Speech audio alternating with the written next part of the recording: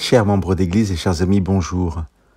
Pendant plus d'une trentaine d'émissions, nous avons partagé quelques passages des 66 chapitres du livre du prophète Ésaïe. J'ai eu plusieurs fois l'occasion de vous inviter à cette lecture symbolique de certains versets où les chrétiens reconnaissent dans l'annonce d'un Israël et d'une Jérusalem restaurée, l'annonce d'une nouvelle terre, du royaume éternel de Dieu, et où les chrétiens reconnaissent dans la prophétie sur la venue d'un Messie, l'annonce de la venue de Jésus, Fils éternel de Dieu. De tous les passages d'Ésaïe qui permettent cette interprétation, le plus célèbre est sans aucun doute le chapitre 53 sur le serviteur souffrant.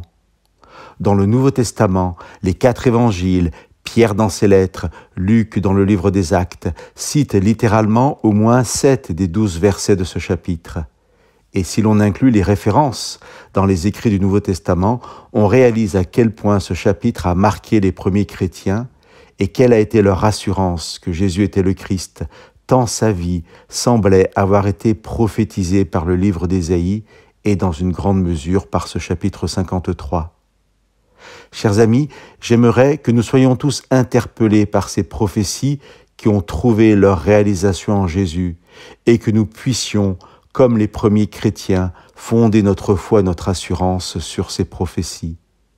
Pour clore cette série de partages dans le livre d'Ésaïe, j'aimerais vous lire ce chapitre 53.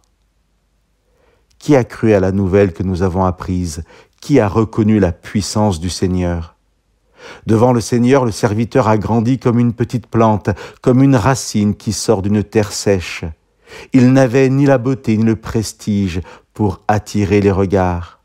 Son apparence n'avait rien pour nous plaire. Tout le monde le méprisait et l'évitait. C'était un homme qui souffrait, habitué à la douleur. Il était comme quelqu'un que personne ne veut regarder. Nous le méprisions, nous le comptions pour rien. Pourtant, ce sont nos maladies qu'il supportait, c'est de notre souffrance qu'il s'était chargé. Et nous pensions, c'est Dieu qui le punit de cette façon, c'est Dieu qui le frappe et l'abaisse. Mais il était blessé à cause de nos fautes, il était écrasé à cause de nos péchés. La punition qui nous donne la paix est tombée sur lui, et c'est par ses blessures que nous sommes guéris. Nous étions tous comme des moutons perdus, chacun suivait son propre chemin, et le Seigneur a fait retomber sur lui nos fautes, à nous tous. On l'a fait souffrir, mais lui, il a accepté cela, il a gardé le silence. Comme un agneau qu'on mène à l'abattoir, comme un mouton qui ne crie pas quand on lui coupe sa laine, il a gardé le silence. On l'a arrêté, jugé, puis supprimé. Mais qui a fait attention à ce qui lui arrivait? Oui, on l'a enlevé du monde des vivants, il a été frappé à mort à cause des fautes de son peuple. Il a été enterré avec les gens mauvais, sa tombe est avec les riches.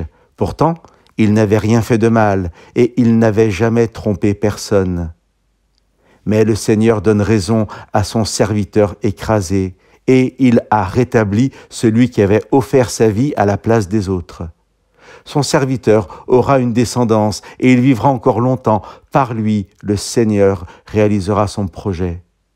À cause des souffrances qu'il a supportées, il verra la lumière, il sera rempli de bonheur. Mon serviteur, le vrai juste, rendra juste un grand nombre de gens parce qu'il s'est chargé de leurs péchés.